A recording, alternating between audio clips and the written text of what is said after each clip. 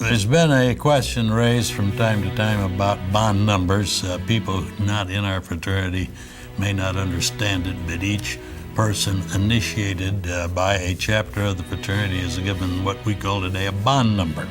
And that starts with the first person initiated in each chapter. I, for example, have bond number 50 from New Mexico Alpha.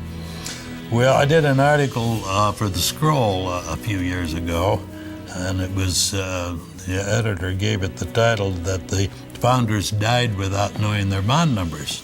And that is correct.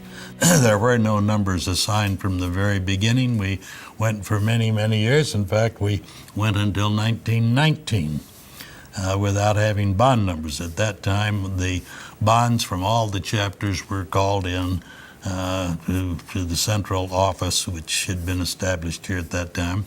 And bond numbers were assigned to the bond books of each of the chapters. So they started with bond number 1 and went through up to the most recent initiate. So years later, when you look at catalogs of the fraternity, you'll find chapters with missing bond numbers, and you'll find chapters with an A, B, or C added to a bond number.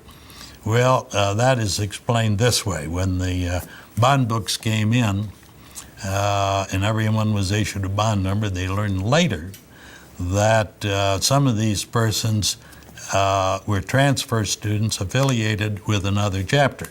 So they would erase that bond number from the second chapter. It no longer existed, thus you have a blank.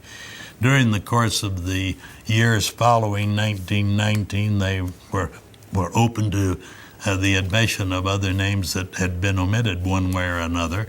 And in order to get those persons into the proper sequence of their initiation, they would add an A, B, or C.